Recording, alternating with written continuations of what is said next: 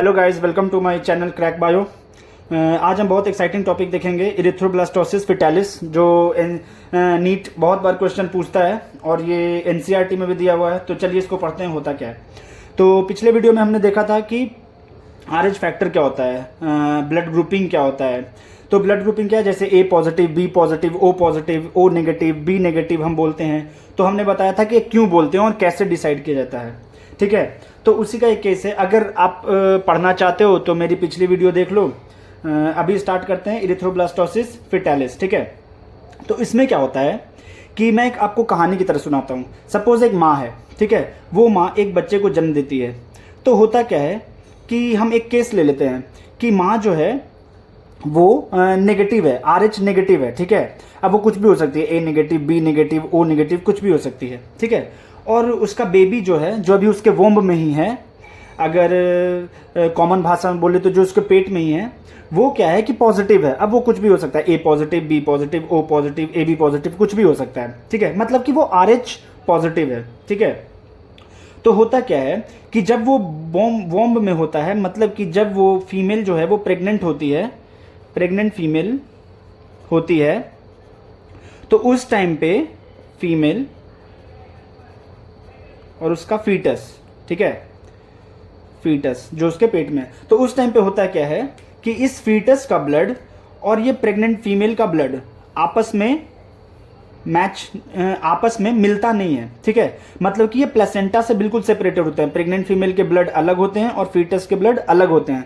तो इसके कारण होता क्या है कि ये दोनों, इन दोनों का ब्लड आपस में मिलता नहीं है। तो मिलता नहीं है तो एंटीबॉडीज बनते नहीं है, ठीक है। बट कहानी में अब ट्विस्ट अब आता है, जब डिलीवरी होती है उस प्रेग्नेंट फीमेल की, तो उस टाइम पे जब हम कॉर्ड को कट करते हैं, जो कि हमारा अम्बिलिकल कॉर्ड हो गया या और भी बहुत सारे कॉर्ड्स होते हैं, जो भी होती है, नसें होती है, वो जब हम कट करते हैं तो उस टाइम पे क्या होता है कि फीटस का थोड़ा सा ब्लड प्रेग्नेंट फीमेल के ब्लड से मैच हो जाता है। मैच इन द सेंस कि मिल जाता है। तो वो मिलने के बाद अब आप एक बात बताओ, फीटस था कैसा, आरएच पॉजिटिव, ठीक है। फीमेल थी कैसी, आरएच नेगेटिव, ठीक है। तो अगर ये नेगेटिव है और पॉजिटिव ब्लड उसमें आया, तो इस प्रेग्नेंट फीमेल के ब्लड को लगेगा कि अरे ये तो कोई फॉरेन मटेरियल है। वो क्या करेगा, ब्लड वो एंटीबॉडी बनाने लगेगा। वो क्या करेगा, एंटीबॉडी बनाने लगेगा। किसका बनाने लगेगा, आरएच पॉजिटिव, आरएच एंटीबॉडी बनाने लगेगा, ठीक है। तो इस फीमेल के अंदर आरएच एंटीबॉडी प्रेजेंट हो जाएगा। तो ये डिलीवरी हो गया, तो ये तो फीटस बाहर आ गया, मतलब ये तो सेफ है, ठीक है। बट अगर ये फीमेल फिर से प्रेग्नेंट होती है, मतलब अपने सेकंड चाइल्ड के लिए, ठीक है, तो उस टाइम पे क्या होगा कि इस फीमेल के ब्लड में ऑलरेडी आरएच एंटीबॉडी प्रेजेंट होगा, ठीक है। तो अगर सेकंड फीटस भी आरएच पॉजिटिव निकला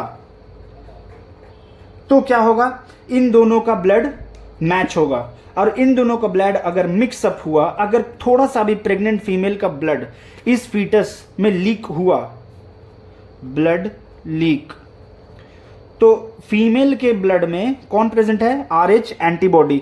ये आरएच एंटीबॉडी इस फीटस के आरबीसी को क्या करेगा, डिस्ट्रॉय कर देगा। तो ये जो डिस्ट्रॉय जो करेगा, इससे कभी कभी ये बहुत फेटल साबित होता है। फेटल मीन्स कि बेबी को बेबी डेथ हो जाएगा, ठीक है। या फिर फीटस में क्या कॉज कर देगा, अनीमिया या फिर जॉन्डिस, ये सारे कॉज कर देंगे, ठीक है। ये सारी बीमारियां उस न्यूबॉर्न बेबी को हो जाएगी। कौन से, सेकंड न्यूबॉर्न बेबी को। फर्स्ट तो निकल गया ना इजीली, इसको तो कोई फर्क नहीं पड़ा, लेकिन एंटीबॉडी प्रेजेंट था, ठीक है। सेकंड फीटस आया तो ये आरएच पॉजिटिव अगर हुआ तो ब्लड लीक होगा। ब्लड लीक होगा तो ये क्या होगा, प्रेग्नेंट फीमेल के अंदर जो आरएच एंटीबॉडी प्रेजेंट है वो फीटस पे अटैक कर देगा, ठीक है। और अटैक करके या तो ये डेथ ही कर देगा, किल कर देगा, या फिर जॉन्डिस या अनीमिया जैसी बीमारी कर देगा। किसके अंदर, फीटस के अंदर। तो इसी केस को हम क्या बोल देते हैं, इरिथ्रोब्लास्टोसिस फेटालिस। समझ आ रही है बात, इसी को क्या बोल देते हैं, इरिथ्रोब्लास्टोसिस फेटालिस, ठीक है। तो इसलिए जब भी फर्स्ट फीमेल जो है, फर्स्ट बेबी जब हो जाता है और सेकंड बेबी कंसीव करना होता है, तो उस टाइम पे हम क्या करते हैं,